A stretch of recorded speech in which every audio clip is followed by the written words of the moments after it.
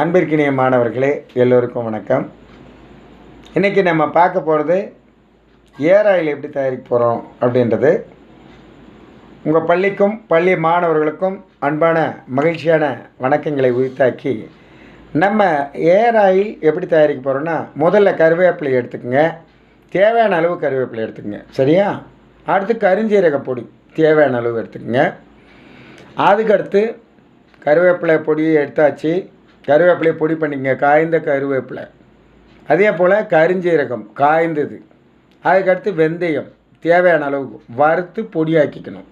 வெந்தயம், கருவேப்பிலை பொடி, காய்ந்து நல்லா அரைச்ச வெந்தயம் எடுத்துக்கிட்டீங்க, கருஞ்சீரக பொடி எடுத்துக்கிட்டீங்க, கருவேப்பிலை எடுத்துக்கிட்டீங்க, சரியா? இந்த 3 பொருளையும் எடுத்துக்கிட்டீங்க. இந்த 3 பொருளோட அதுக்கடுத்துன்னு பார்த்தோம்னா, நம்ம வச்சிருக்கிற வீட்டாண்ட அழகுக்காக வச்சுருப்போம். என்ன பூ சொல்லுங்க பார்க்குறேன்? எந்த பூ? செம்பருத்தி. செம்பருத்தி பூவு காய்ந்தது தேவையான அளவுக்கு எடுத்துக்கணும். அந்த காய்ந்த செம்பருத்தி பூவை நல்லா பொடி பண்ணிக்கணும்.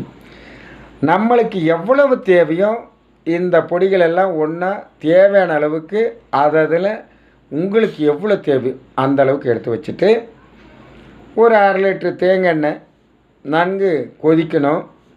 அந்த கொதித்து இளஞ்சூட்டில் இந்த பொடியெல்லாம் சேர்த்து மீண்டும் கொதிக்க வைக்கணும். கொதிக்க வச்சு ஆற வச்சு அதை நம்ம தினமும் உச்சிக்கு பயன்படுத்தி வரலாம். எல்லாத்தையும் கலக்கி ஒரு பாட்டில்லையோ அல்லது ஒரு டப்பாவிலையோ போட்டு வச்சுக்கலாம். போட்டு வச்சுட்டு தலைக்கு தேய்ச்சினே வந்தோம்னா தலையில் இருக்கக்கூடிய பொடுகுகள் எல்லாம் போகும், பேன்கள் மறையும், கூந்தல் அழகான கூந்தலாக, முடி கருமையான முடியாக ரொம்ப சிறப்பாக நம்ம பார்க்குறவங்களாம் என்னடா இவ்வளோ அருமையாக இருக்குது, கருமையாக இருக்குதுன்னு எல்லாருமே மகிழ்ச்சி கொள்கிற அளவில் இருக்கும்.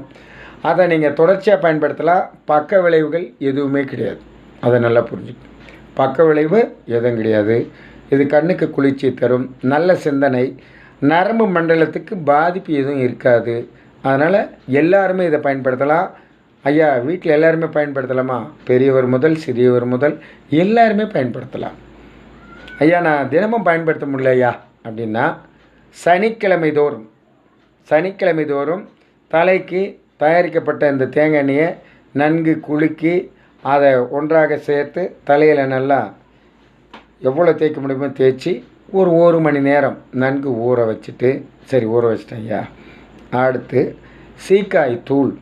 சீக்காய் தூளை போட்டு 1 மணி நேரம் கழித்து